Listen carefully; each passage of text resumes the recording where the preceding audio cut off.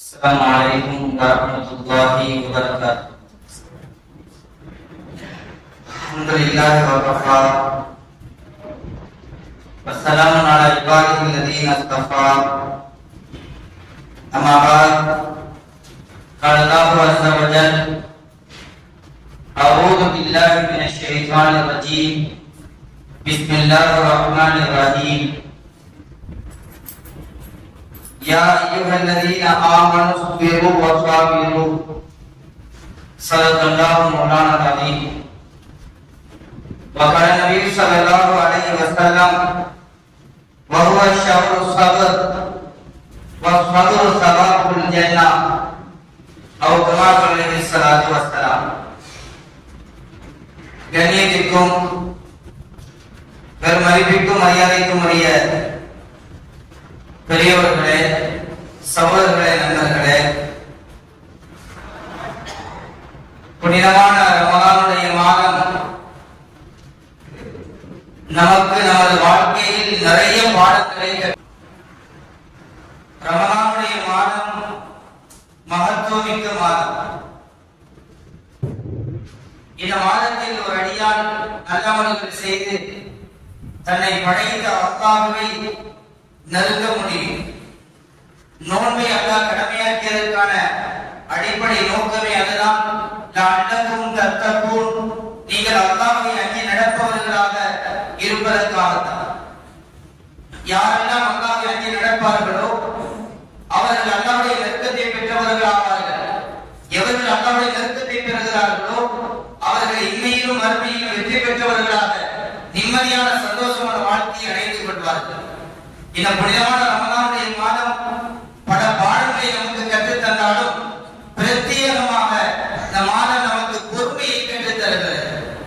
அல்லாஹ் நமக்கு ஹலாலாக்கிய உணவை அல்லாஹ்வுக்காக பொறுத்துக் கொள்கிறோம். அல்லாஹ் நமக்காக ஹலாலாக்கிய ஒன்றை, நம்முடைய மனைவியை, நம்முடைய மனோச்சையை அல்லாஹ்வுக்காக நாம் அடக்கிக் கொள்கிறோம், பொறுமையாக இருந்து கொள்கிறோம். இப்படி ஒரு மனிதன் தன்னுடைய வாழ்க்கையை பொறுமை இழக்குகிற பொழுது பலவிதமான பிரச்சனைகளுக்கு இன்னலாகிறான். பல பிரச்சனைகளுக்கு சிக்குண்டவனாக மாட்டிக்கொண்டு முடிக்கிறான். ஏன் சொல்ல போனால், பொறுமை இழந்தவன் உயிரை இழந்த வரலாறுகள் உண்டு. பொறுமை இழந்தவன் குடும்பத்தை இழந்த வரலாறு உண்டு. பொறுமை இழந்தவன் அண்ணன் தம்பியை இழந்த வரலாறு உண்டு. பொறுமை இழந்தவன் உறவுகளை இழந்தவன் உண்டு. எனவே பொறுமை என்பது மிக முக்கியமான ஒன்றாக இருக்கிறது.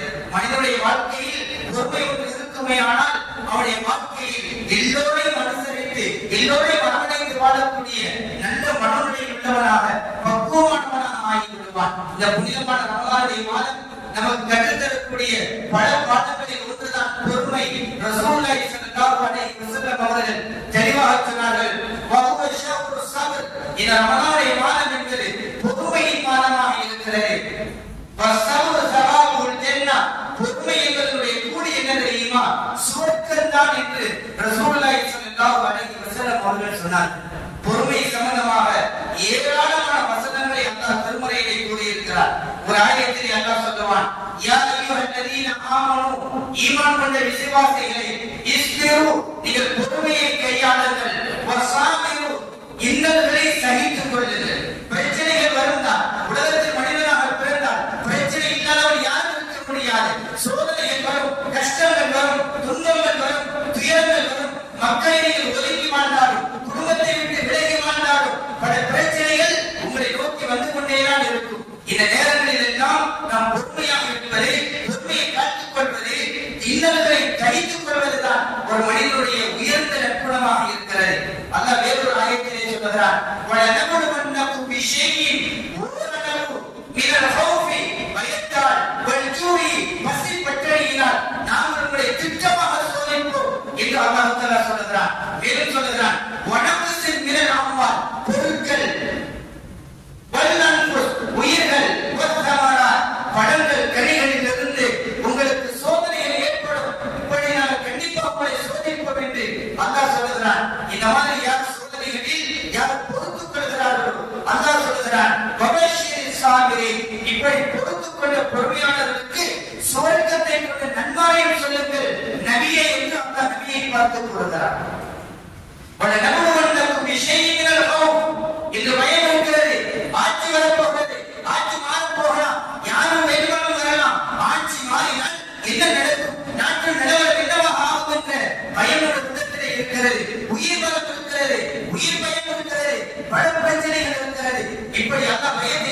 சொல்லுவார். குர்ஆனிலே சொல்லுகிற பொழுது வட நபுலுவன்னகும் பிஷையின் ஓரளவு பயம் ஏற்படுத்துவோம். ஓரளவு, அளவுக்கு அதிகமான பயம் அல்ல, ஓரளவு பயம். இது பயம் உள்ளத்தில் ஏற்படும். அதே நேரத்தில் நம் சாப்பிடக்கூடிய உணவுகள் ஏற்படலாம், உணவு நெருக்கடி ஏற்படலாம், நம்முடைய பொருட்களில் வர்க்கத்தில் இல்லாமல் போகலாம், பொருட்களிலே குறைவுகள் ஏற்படலாம். இது போன்ற நெருக்கடிகளை நம்ம உங்களுக்கு கண்டிப்பாக ஏற்படுத்துவோம். இந்த நெருக்கடிகளில் யார் பொறுத்துக் கொள்கிறார்களோ அவர்களுக்கு சுவர்க்கத்தை கொண்டு நன்மாராயம் சொல்லுங்கள் என்று ரசூலுல்லாஹி ஸல்லல்லாஹு அலைஹி வஸல்லம் அவர்களை பார்த்து அல்லாஹ் கூறுகிறார். இன்னொரு ஆயத்திலே அல்லாஹ் சொல்லுவான், இன்னமா யுவஃபஸ் ஸாபிரூன அஜ்ரஹும் பிகைரி ஹிசாப். யார் உலகத்திலே வாழ்கிற பொழுது பொறுமையை கையாளுகிறார்களோ, பொறுமையாளர்களாக இருக்கிறார்களோ அவர்களுக்கு கணக்கில்லாத அளவில் அல்லாஹ் நற்கூலிகளை வழங்குகிறான் என்று, அவர்களுடைய கூலிகளை நிரப்பமாக அல்லாஹ் வழங்குகிறான் என்று அல்லாஹ் திருமறையிலே சொல்லுகிறான். இன்னொரு ஆயத்திலே அல்லாஹ் சொல்லுவான், வலமன் ஸபர வ கஃபர. யார் தனக்கு ஏற்படுகிற இன்னல்களை பொறுத்துக் கொள்கிறார்களோ, அதை உடனுக்குடன் மன்னித்து விடுகிறார்களோ, அல்லாஹ் சொல்கிறான், இன்ன ذلك لمن عزم الامور. நிச்சயமாக அதுதான் உறுதியான காரியங்களில் உள்ளதாக இருக்கிறது. சகோதரர்களே, நண்பர்களே, பொறுமை என்பது உயர்ந்த பழக்கம். பொறுமையை கையாளுவது என்பது உயர்ந்த தன்மை. பொறுமையாளர்கள் வெற்றி அடைந்த வரலாறு நிறைய இருக்கிறது. வலமன் ஸபர வ கஃபர. யார் இன்னல்கள் வருகிறது பொறுத்துக் கொள்கிறார், அதை உடனுக்குடன் மன்னித்து விடுகிறார். நண்பர் மூலமாக வரலாம், அண்ணன் மூலமாக வரலாம், உறவுகள் மூலமாக வரலாம், பெற்ற தந்தையின் மூலமாக வரலாம், தாயின் மூலமாக வரலாம், நண்பர்கள் மூலமாக வரலாம், எங்க வேண்டுமானாலும் வரலாம், யார் மூலமாக வேண்டுமானாலும் வரலாம். அப்படி வருகிற பொழுது அதை பொறுத்துக் கொண்டு உடனுக்குடன் இவர்களுக்கு அநியாயம் செய்தார், அட்டுழியம் செய்தார் என்று அதை மனதில் வைத்துக் கொள்ளாமல் அதை மன்னித்து விட்டால் இதுதான் உறுதியான ஈமானுடைய அடையாளம் என்று அல்லாஹ் திருமறையிலே சொல்லுகிறார். சகோதரர்களே, நண்பர்களே, ஃபுயல் இயாலபுல் ஃபுதைல் ரஹிமஹுல்லாஹ் அவர்கள் சொல்லுவார்கள், தஃசீர் எழுதி இருக்கிறார்கள், யார் பொறுமையை கையாளுகிறாரோ, பிறர் செய்யும் தவறுகளை யார் மன்னித்து வாழ்கிறாரோ அவர் இரவு முழுக்க நிம்மதியாக உறங்குவார்.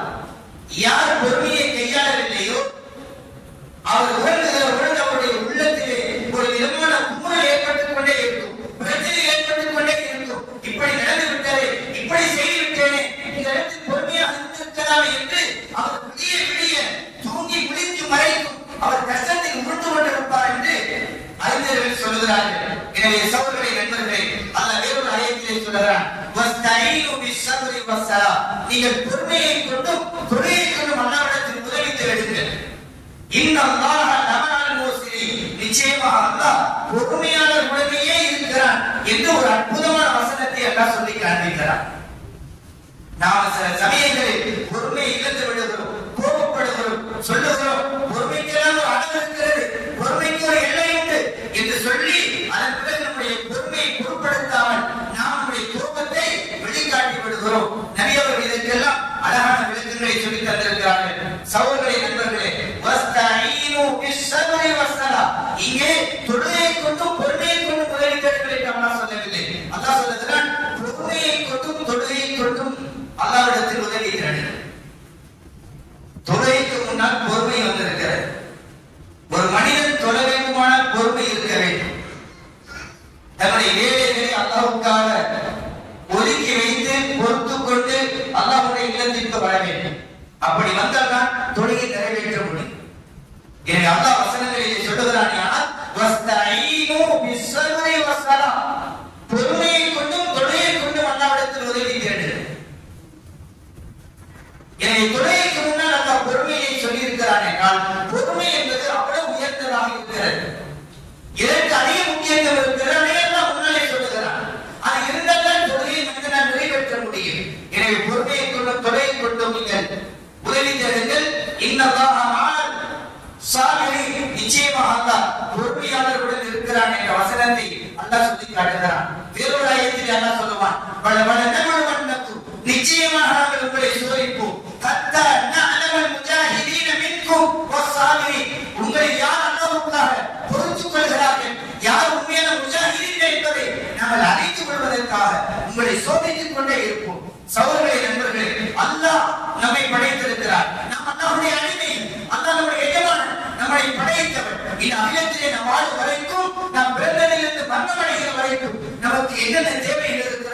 அவை அத்துணையையும் அந்தந்த நேரத்தில் அவ்வப்போது அல்லாஹ் பூர்த்தி செய்து கொண்டிருக்கிறார். இறைவனான அல்லாஹ் ரப்புல் ஆலமீனாக இருக்கிறான், அகிலத்தார்களை படைத்தவனாக இருக்கிறான். அவன் அடியார்களை சோதிக்க வேண்டிய அவசியம் என்பது இருக்கிறது. சகோதரர்களே, நண்பர்களே, விளங்குவதற்கு அவர் சொல்ல வேண்டுமானால், ஒரு கணவன் மனைவி சில சமயங்களிலே மனைவியை அவன் சோதிப்பதற்காக அல்லது மனைவியினுடைய அன்பை அவன் அறிந்து கொள்வதற்காக கணவன் ஏதாவது வார்த்தைகளை சொல்வதுண்டு. அதனால் மனைவி கோபப்படுவான். கோபப்படுகிற பொழுது கணவன் தன்னுடைய மனைவி அரவணைத்துக் கொள்வான். அதனால் இரண்டு பேருக்கு மத்தியில் உள்ள அன்பு இன்னும் அதிகமாகவே தவிர விரிசல் ஏற்படாது. இதுபோல அல்லாஹ் நம்மை சோதிக்கிறான், கஷ்டங்களை தருகிறான், துன்பங்களை தருகிறான் என்றால் எதற்காக? இந்த நேரங்களில் என்னுடைய அடியான் பொறுத்துக் கொள்கிறானா, இந்த துன்பம் துயரங்கள் எல்லாம் என்னின் மூலமாக ஏற்பட்டது என்பதை விளங்கிக் கொள்கிறானா, இது ஈமானுடைய பகுதியாக இருக்கிறது, இது அக்கீதாவுடைய பகுதியாக இருக்கிறது என்பதை புரிந்து கொள்கிறானா என்பதை சோதிப்பதற்காகவே அல்லாஹ் சோதனைகளை தருவான். சில சமயங்களில் நாம் சொல்வது உண்டு, அல்லாஹ்வுக்கு கண் இல்லையா, நம்மை மட்டுமே சோதிக்கிறானே என்றெல்லாம் சொல்பவர்கள் நிறைய இருக்கிறார்கள். சகோதரர்களே, நண்பர்களே, பொறுமை வருவது சிரமம், பொறுமையாக இருப்பதை அல்லாஹ் சோதிப்பதே பொறுமையாக இருப்பதற்காகத்தான். எனவே நாம் பொறுமையை கையாளுகிற பொழுது அல்லாஹ்வுடைய நெருக்கம் கிடைக்கிறது, அல்லாஹ்வுடைய அன்பு கிடைக்கிறது, அல்லாஹ்வுடைய உயர்ந்த சுவர்க்கம் கிடைக்கிறது. எனவே நபி அவர்கள் சொன்னார்கள், வஸ்ஸபரு தவாமுல் ஜன்னah, பொறுமை என்பது அதற்கான கூடிய சுவர்க்கம் தான் என்று ரசூலுல்லாஹி ஸல்லல்லாஹு அலைஹி வஸல்லம் அவர்கள் சொன்னார்கள். அல்லாமா இப்னு பாஸ் ரஹிமஹுல்லாஹ் மிகப்பெரிய சவுதியினுடைய முஃப்தியாக இருந்தவர்கள். அது மட்டுமல்ல, நிறைய அறிஞர்கள் கிதாப் எழுதி இருக்கிறார்கள், குர்ஆனுடைய விரிவுரைகள் எழுதி இருக்கிறார்கள். மேற்கூறப்பட்ட ஆயத்துகளுக்கு கீழாக நிறைய குர்ஆனுடைய தஃசீர்களை எழுதுகிறார்கள். பொறுமை என்பதை மூன்று வகையாக பிரிக்கிறார்கள். பொறுமை என்பது ஸலாத்து அன்வா, மூன்று வகையாக இருக்கிறது. ஒன்று அஸ்ஸபரு அலா தாஅத்தில்லாஹ், அல்லாஹ்வை வழிபடுவதிலே பொறுமையாக இருப்பது. வஅதாஇ ஹுகூகிஹி, அல்லாஹ்வுடைய கடமைகளை நிறைவேற்றுவதிலே பொறுமையாக இருப்பது. சகோதரர்களே, நண்பர்களே, ஒரு மனிதன் தொழுகைக்கு வர வேண்டும், நோன்பு வைக்க வேண்டும், ஸகாத் தர வேண்டும், ஹஜ் செய்ய வேண்டும், தான தர்மம் செய்ய வேண்டும், நற்காரியங்களை செய்ய வேண்டுமானால் அவனுக்கு பொறுமை இல்லை என்றால் அந்த காரியங்களை அவனால் செய்யவே முடியாது. ஹஜ்ஜுடைய கடமையை செய்ய வேண்டும். ஹஜ்ஜுடைய கடமை எவ்வளவு உயர்ந்த வணக்கம்!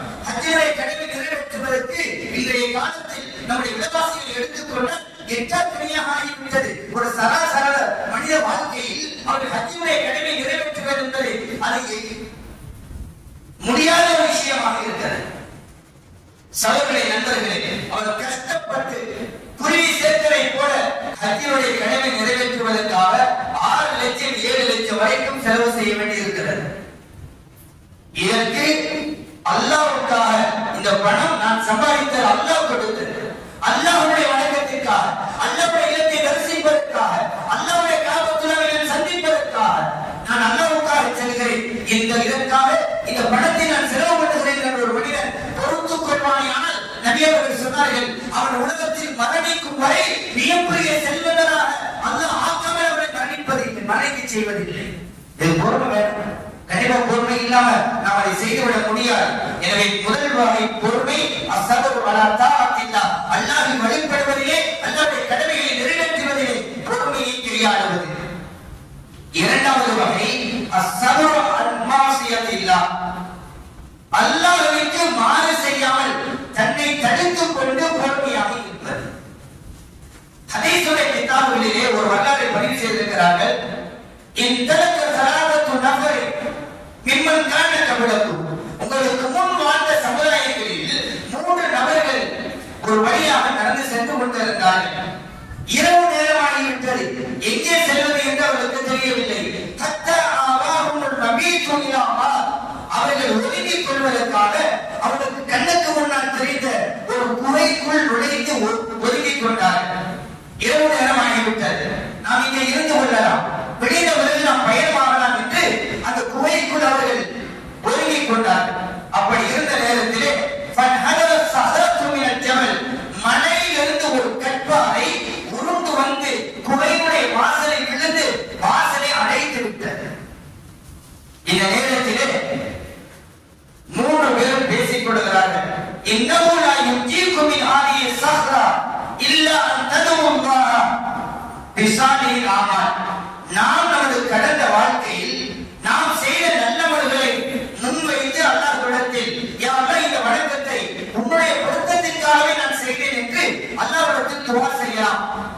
செய்த நல்லவர்களிலேயே முன்வைத்து இந்த வணக்கத்தை நான் உனக்காகவே செய்தேன், இந்த வணக்கம் உனக்கு பொருத்தமானதாக இருந்தால் இந்த நெருக்கடியில் இருந்து என்னை விடுவிப்பாயாக என்று அல்லாஹ்விடத்தில் துஆ செய்யலாம் என்று மூவரும் ஆலோசனை செய்கிறார்கள். சகோதரர்களே, நண்பர்களே, இந்த ஹதீஸில் ஒரு பாடம் இருக்கிறது. நாம் துஆ செய்தால் துஆ ஏற்றுக்கொள்ளப்படுவதற்கு பல சந்தர்ப்பங்கள் இருக்கிறது. வெள்ளிக்கிழமை அன்று துஆ ஏற்றுக்கொள்ளப்படுகிறது, ரமலானுடைய மாதத்தில் துஆ ஏற்றுக்கொள்ளப்படுகிறது, ஒரு நோன்பாளி நோன்பு வைத்ததிலிருந்து நோன்பு திறக்கும் வரைக்கும் துஆ ஏற்றுக்கொள்ளப்படுகிறது, ஒரு நோன்பாளி நோன்பு திறக்கும் நேரத்தில் கேட்கும் துஆ ஏற்றுக்கொள்ளப்படுகிறது, ஒரு நோன்பாளி தஹஜ்ஜுடைய நேரத்தில் தஹஜ்ஜுத் தொழுகிறார், தஹஜ்ஜுடைய வேளையில் அல்லாஹ்வே மேலே இருந்து முதலாவது வானத்துக்கு இறங்கி வருகிறார், வந்து கேட்கிறார், ஹல் மின் முஸ்தக்ஃபிரின், இடத்தில் மன்னிப்பு கேட்போர் யாரும் உண்டா? ஃபஅஃபிர் லஹு, நான் அவரை மன்னித்து விடுகிறேன். ஹல் மின் முஸ்தக்ஃபிரின், இடத்தில் உணவு கேட்பவர்கள் யாரும் உண்டா? ஃபஅரிசுகு, நான் அவருக்கு தேவையானதை தருகிறேன் என்று அல்லாஹ் ஏழாவது வானத்திலிருந்து முதல் வானத்துக்கு இறங்கி வந்து தஹஜ்ஜுடைய வேளையில் இடத்தில் கேட்போர் யாரும் உண்டா? நான் தர தயாராக இருக்கிறேன் என்று அல்லாஹ் சொல்லுகிறார். அல்லாஹ் கொடுப்பதில் கையெழுத்திட முடியவன் அல்ல. ஹதீஸிலே நபி அவர்கள் சொல்வார்கள், இன்னல்லாஹ யஅலமு அலா மன் லம் யஸ்அல், யார் அல்லாஹ்விடத்தில் இந்த பூமியை அல்லாஹ்வுடைய அடியார்களாக வாழ்ந்து அல்லாஹ்விடத்தில் தன்னுடைய தேவைகளுக்காக கையெழுத்தில்லையோ அல்லாஹ் அவர்கள் மீது கோபப்படுகிறான் என்று நபி அவர்கள் சொன்னார்கள். இங்கெல்லாம் உலகத்துல யாரையாவது கேட்டாதான் பிரச்சனை, கேட்டாதான் கோபம். அல்லாஹ்விடத்தில் கேட்கவில்லை என்றால் கோபப்படுகிறார். சகோதரர்களே, நண்பர்களே, புனிதமான ரமலானுடைய மாதத்தில் நாம் எந்த நேரத்தில் துஆ கேட்டாலும் ஏற்றுக்கொள்ளப்படும். துஆ ஏற்றுக்கொள்ளப்படுகிற இன்னும் பல காரணங்களை அறிஞர்கள் சொல்வார்கள். அல்லாஹ் குர்ஆனிலே சொல்கிறான், வலில்லாஹி அஸ்மாஉல் ஹுஸ்னா, அல்லாஹ்வுக்கு அழகிய திருநாமங்கள் இருக்கிறது, 99 திருநாமங்கள் இருக்கிறது. ஃபத்ஹூஹு பிஹா, நீங்கள் அல்லாஹ்விடத்தில் துஆ கேட்கிற பொழுது, அவனை அழைக்கிற பொழுது அந்த பெயர்களை சொல்லி கேளுங்கள். யா கஃபார், யா நீ பாவங்களை மன்னிப்பவனாக இருக்கிறாய். யா அலீம், அனைத்தையும் அறிந்தவனாக இருக்கிறாய். என்னுடைய தேவைகளை என்னை விட நீ நன்கறிந்தவனாக இருக்கிறாய். என்னுடைய தேவைகளை பூர்த்தி செய்வாயா என்று அல்லாஹ்விடத்திலே அல்லாஹ்வுடைய சிறப்பு பெயர்களை சொல்லி துஆ கேட்டால் ஏற்றுக்கொள்ளப்படுகிறது. சமீபத்திலே ஒரு ஹதீஸ் பார்த்தேன், ஆச்சரியமாக இருந்தது. ஒரு மனிதன் உறங்கிக் கொண்டிருக்கிறார், தூங்கிக் கொண்டிருக்கிறார். தூக்கத்திலே திடீரென முழிப்பு வருகிறது. அந்த விழித்த நேரத்தில் ஒருவன் கையேந்தி அல்லாஹ்விடத்தில் துஆ கேட்பானேயானால், துஆ என்பது கையேந்தியை கேட்பதும் துஆதான், மனதிற்குள்ளால் அல்லாஹ்விடத்தில் கேட்பதும் துஆதான். அந்த நேரத்தில் ஒருவன், யா அல்லாஹ், எனக்கு இன்னென்ன நெருக்கடிகள் இருக்கிறது, இன்னென்ன சோதனைகள் இருக்கிறது, இன்னென்ன தேவைகள் இருக்கிறது, அவைகளை எல்லாம் நீ நிறைவேற்றுவாயா என்று அல்லாஹ்விடத்தில் துஆ கேட்டால் அந்த துஆவை அல்லாஹ் ஏற்றுக்கொள்கிறான். சகோதரர்களே, நண்பர்களே, ஒரு மனிதன் உறங்கிக் கொண்டிருக்கிறார், தூங்கிக் கொண்டிருக்கிறார். அந்த நேரத்தில் முழிப்பு வந்து மறுபக்கம் திரும்பிதான் தூங்குவது வழக்கம். அந்த நேரத்தில் ஒருவனுக்கு அல்லாஹ்வுடைய ஞாபகம் வருவது என்பது அல்லாஹ்வுடைய நெருக்கத்தை பெற்றவனாக இருக்கிறார். அந்த நேரத்தில் கேட்கப்படும் துஆவை அல்லாஹ் கபூல் செய்து கொடுக்கிறார். துஆ ஏற்றுக்கொள்ளப்படுவதற்கு நிறைய காரணங்கள் இருக்கிறது. எனவே நாம் கடந்த காலங்களில் நாம் செய்கிற நன்மைகளை அல்லாஹ்விடத்திலே சொல்லி, இந்த நன்மை, இந்த வணக்கம், இந்த தர்மம் நான் இப்படி செய்வது உனக்கு பொருத்தமானதாக இருக்குமே, ஆனால் என்னுடைய வேலையை, என்னுடைய இந்த தேவையை கபூல் செய்து கொள், என்னுடைய தேவையை நிறைவேற்றிக் கொள், என்னுடைய சிரமத்தில் என்னை நீக்கிவிடு என்று அல்லாஹ்விடத்தில் துஆ கேட்டால் அல்லாஹ் ஏற்றுக்கொள்கிறார். 3 நபர்கள் நடந்து சென்றார்கள், குகைக்குள்ளே ஒதுங்கிக் கொண்டார்கள். குகையினுடைய கதவை ஒரு பாருங்கள் விழுந்து அணைத்து விட்டது. மூவரும் பேசிக் கொள்கிறார்கள், கடந்த காலங்களில் நாம் செய்ய வணக்கங்களை அல்லாஹ்விடத்தில் சொல்லி துஆ கேட்போம், இந்த பிரச்சனையில் இருந்து விமோசனம் கிடைக்க வாய்ப்பு இருக்கிறது என்று கேட்கிறார்கள். மூவரில் ஒருவர், அல்லாஹும்ம யா அல்லாஹ், இன்னஹு கானத் லி இப்னத்து அம்மி, என்னுடைய சிறிய தந்தைக்கு ஒரு மகள் இருந்தார். கானத் அஹப்பன் நாஸ் இலைய, அந்த பெண் எனக்கு மிகவும் விருப்பமானவளாக இருந்தார். இன்னொரு அறிவிப்பிலே வருகிறது, குந்து உஹிப்புஹா, நான் அவளை நேசிப்பவனாக இருந்தேன். எந்த அளவு நேசம் என்றால், கஅஷத்தி மா யுஹிப்பு ரிஜாலு நிஸா, உலகத்திலே ஆண்கள் எப்படி பெண்களை நேசிப்பார்களோ அதுபோல கடுமையாக நானும் எனது சிறிய தந்தை மகளை நேசிப்பவனாக இருந்தேன். ஃபஅரத்து அலா நஃப்ஸிஹா, நான் அவளை அடைந்து கொள்ள விரும்பினேன். அந்த நேரத்தில் அந்த பெண் என்னை விட்டு ஒதுங்கி சென்று விட்டார். சில காலங்கள் கடந்து சென்றது, சில வருடங்கள் கடந்து சென்றது. அப்பொழுது அந்த பெண்ணின் இடத்தில் வந்து அவருடைய தேவைகளை எல்லாம் முறையிட்டார். நான் கஷ்டத்தில் இருக்கிறேன் என்று முறையிட்ட நேரத்தில் நான் அவளுக்கு 120 தங்க காசுகளை கொடுத்து அந்த பெண்ணை நான் உன்னை அடைந்து கொள்ள வேண்டும், எனக்கு உன்னை குழு என்று 120 திரள்களை நான் கொடுத்தேன். அந்த பெண்ணும் அதற்கு தயாராகிவிட்டார். அறிவிப்பிலே வந்திருக்கிறது, அவருடைய 2 கால்களுக்கு மத்தியில் உட்கார்ந்து தவறு செய்வதற்கு நான் நினைத்த நேரத்திலே அந்த பெண் என்னை பார்த்து சொன்னார், நீ அல்லாஹ்வை பயந்துகொள், ஒரு பெண்ணை ஒரு ஆண் தொட வேண்டுமானால் அதற்கான உரிமைகள் இருக்கிறது, அதற்கான சட்டத்திட்டங்கள் இருக்கிறது. ஹலாலாக்காமல் என்னை தொட்டு விடாதே, எனக்கு பக்கத்தில் நெருங்காதே என்ற வார்த்தையை அந்த பெண் சொன்னவுடன் அந்த பெண்ணை விட்டும் நான் அங்கிருந்து திரும்பி சென்று விட்டேன். எந்த நிலை விட்டு சென்றேன் என்றார். அந்த பெண் உலகத்திலே வாழ்கிற என்னுடைய காலங்களில் வாழ்ந்து கொண்டிருந்த அனைத்து மக்கள், என்னுடைய தாயினுடைய என்னுடைய பிள்ளைகள், மற்றவர்கள் எல்லாரையும் காட்டிலும் அந்த பெண் தான் எனக்கு மிகவும் பிரியமானவளாக இருந்தால், நான் மிகவும் நேசிக்கக்கூடிய பெண்ணாக இருந்தால், அந்த நேரத்தில் நான் கொடுத்த 120 தங்க காசுகளை அவரிடத்தில் விட்டுவிட்டு நான் திரும்பி சென்று விட்டேன் என்று இந்த நிகழ்வை அல்லாஹ்விடத்திலே சொல்லி காண்பிக்கிறார். பிறகு சொன்னார், அல்லாஹும்ம இன் குன்து ஃபஅல்து ذلك இப்திகா வஜ்ஹி, யா அல்லாஹ், இந்த வேலையை நான் உன்னை பயந்து உன்னுடைய தக்வாவின் மூலமாக அந்த பெண் இத்தகில்லாஹ் அல்லாஹ்வை பயந்து என்று சொன்னார். அந்த நேரத்தில் உன்னுடைய சிந்தனையோட உள்ளத்திலே ஊடுருவியது. அந்த பயத்தின் காரணமாகத்தான் அந்த பெண்ணை உலகத்திலே வாழக்கூடிய பெண்களிலே மிகவும் பிரியமானவராக இருந்தும் கூட நான் அந்த பெண்ணை அடையவில்லை. அந்த நேரத்திலே அந்த பெண்ணை விட்டும் உன்னுடைய பயத்தின் காரணமாக நான் ஒதுங்கி சென்று விட்டேன். நான் இப்படி செய்தது உனக்கு பிரியமானதாக இருந்தால், உனக்கு பிடித்தமானதாக இருந்தால் என்னை நாங்கள் மூவரும் எந்த சிரமத்தில் மாட்டிக்கொண்டிருக்கிறோமோ அந்த சிரமத்தில் இருந்து எங்களை விடுவித்து விடுவாயாக என்று துவாப்பிக்கிறார்கள். அந்த கற்பாரை கொஞ்சம் நகர்கிறது. மீதமுள்ள 2 நபர்கள் துவாப்பிக்கிறார்கள். கொஞ்சம் கொஞ்சமாக நாட்டு வெளியே வந்ததாக வரலாற்றில் பதிவு செய்யப்பட்டிருக்கிறது. சரியான ஹதீசுகளில் முத்தபக்குல் அலைஹ் புகாரி, முஸ்லிம் போன்ற ஹதீசுடைய கிரந்தங்களிலே பதிவாகி இருக்கிறது.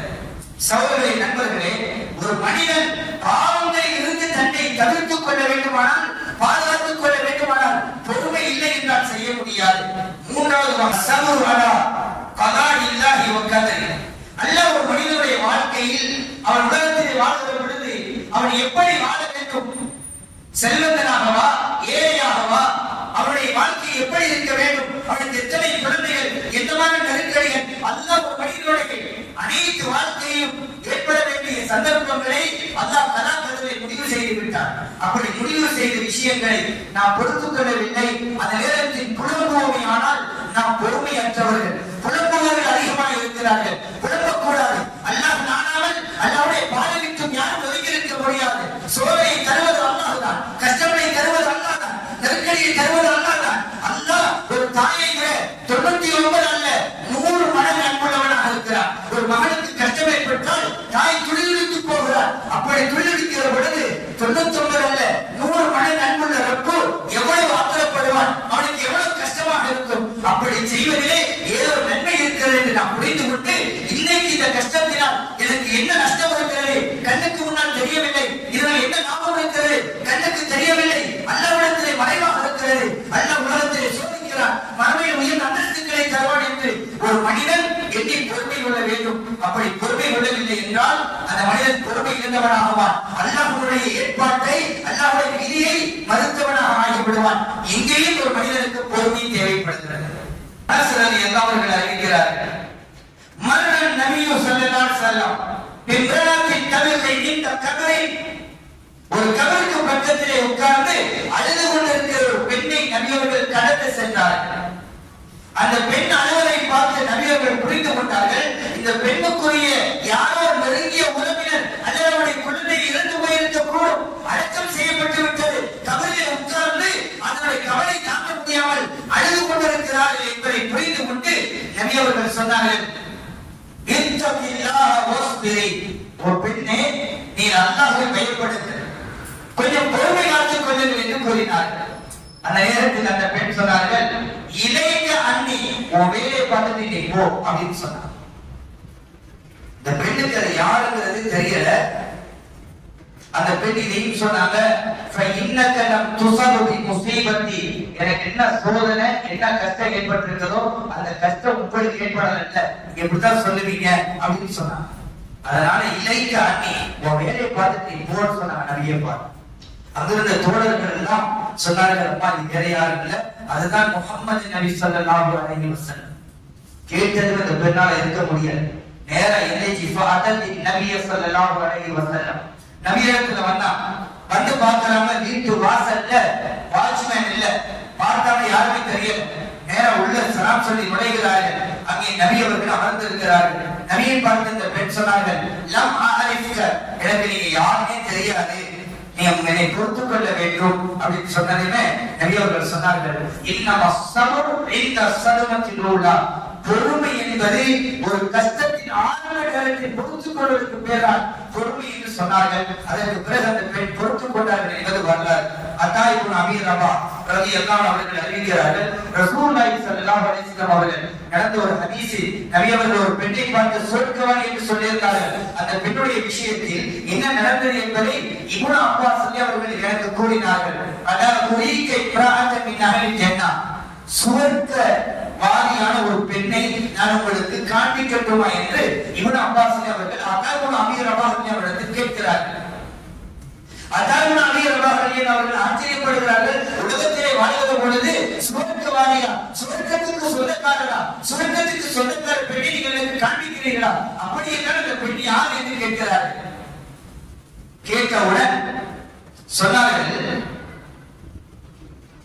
ஹலீல் மரஅத்து சௌதா, இந்த இருக்கிற ஒரு கருப்பு நிற பெண். இந்த பெண் அதத்தி நபிய ஸல்லல்லாஹு அலைஹி வஸல்லம் நபியிடத்திலே வந்தார்கள். வந்து சொன்னார்கள், இன்னி உஸ்ராவு, யா ரசூலல்லாஹ், எனக்கு காக்கை வலிப்பு நோய் ஏற்படுகிறது. வ இன்னி அத்தகஷஃப், அதனால் நான் கீழே விழுந்து துடிக்கிற பொழுது என்னுடைய ஆடைகள் எல்லாம் மறைக்க வேண்டிய பகுதியை தாண்டி திறந்து விடுகிறது என்று இந்த பெண் நபியிடத்தில் கூறினார்கள். சொல்லி சொன்னாங்க, ஃபதுல்லாஹ தஆலா லி, எனக்காக நீங்க அல்லாஹ்விடத்தில் துஆ செய்யுங்கள். நபி அவர்கள் சொன்னார்கள், இன் ஷிஅத்தி சபர்தி, பொறுமையாக இருந்து கொள்ளவை விரும்பினால் வலத்தில் ஜன்னத்து, அல்லாஹ்விடத்தில் நான் உனக்கு சுவர்க்கத்தை வாங்கி தருகிறேன்.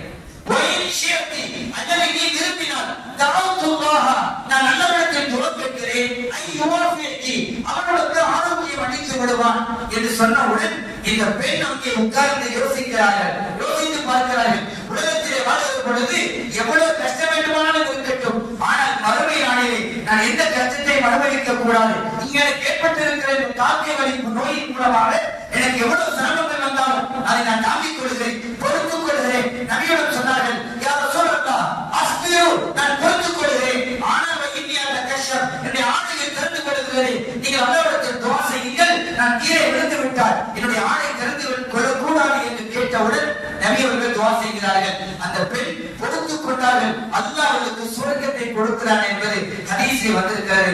சகோதரர்களே, நண்பர்களே, உலகத்திலே வாழ்கிற நேரங்களிலே நிறைய சிரமங்கள், நிறைய கஷ்டங்கள் வரத்தான் செய்யும். அப்படியெல்லாம் வருகிற பொழுது நாம் அதை தாங்கிக் கொள்ள வேண்டும். புலம்புதல் என்பது கூடவே கூடாது. புலம்புதல் என்பது அல்லாஹ் ஏற்படுத்திய விதியை மறுப்பதாக இருக்கிறது. அல்லாஹ் ஏற்படுத்திய விதியை முழுமையாக நம்பாததாக இருக்கிறது. நம்முடைய வாழ்க்கையில் கஷ்டம் ஏற்படுகிறதா, அல்லாஹ் ஏற்படுத்தியது. லாபம் வருகிறதா, அவன் ஏற்படுத்தியது. குழந்தை வருகிறதா, அவன் கொடுத்தது. குழந்தை தரவில்லையா, அவனுடைய ஏற்பாடு. எது நடக்க வேண்டுமோ அனைத்தும் அல்லாஹ் ஏற்படுத்தினான். எதுவெல்லாம் நடக்க இருக்கிறதோ அதையும் அல்லாஹ் ஏற்படுத்துவான்.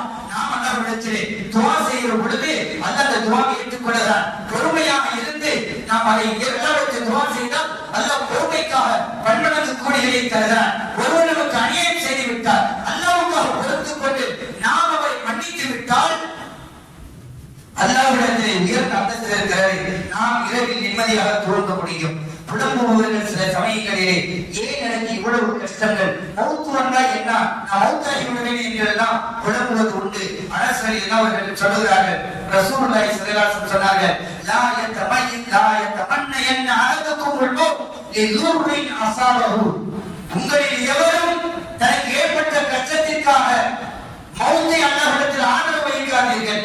ஃபைகான லபுத்த ஃபாயில அப்படி ஒரு வேலை வேற வழியே இல்லங்க மௌத்துதான் ஆகணும் அப்படி நீங்க நினைப்பீர்களானால் ஃபல்யகுல் நீங்கள் அல்லாஹ்விடத்தில் இப்படி துஆ செய்யுங்கள் அல்லாஹும்ம அஹ்யினி மா கானத்தில் ஹயாத்து கைரன் லி இந்த உலகத்திலே நான் வாழ்வது சிறந்ததாக இருந்தால் இந்த உலகத்திலே வாழவை وتوفني إذا كانت الوفاة خيرا لي அல்லது இந்த உலகத்தை விட்டும் நான் பிரிந்து செல்வது நான் மௌத்தாகுவதுதான் எனக்கு சிறந்தது என்றால் என்னை மௌத்தாக்கி விடு என்று துஆ கேட்பதற்கு நபி அவர்களை வழிமுறை சொல்லி தந்திருக்கிறார்கள். சகோதரர்களே, நண்பர்களே, நம்முடைய வாழ்க்கையில் எல்லா தருணங்களிலும் அல்லாஹ்வுக்காக எதை விட்டுக் கொடுப்பவர்களாக அல்லாஹ்வுக்காக எதை செய்பவர்களாக நாம் உலகத்திலே வாழ்ந்துவிட்டால் இம்மை மறுமையினுடைய அனைத்து நற்பாக்கியங்களை பெற்றவர்களாக நம்மால் ஆக முடியும். அப்படிப்பட்ட நற்பாக்கியங்களை பெற்ற நல்ல கூட்டத்தார்களில் அல்லாஹ் நம் அனைவர்களை மாற்றி அருள் புரிவானாக. வஆகிரு தஅவானா அல்ஹம்துலில்லாஹி ரப்பில் ஆலமீன். வஸ்ஸலாமு அலைக்கும் வரஹ்மத்துல்லாஹி வபரகாத்துஹு.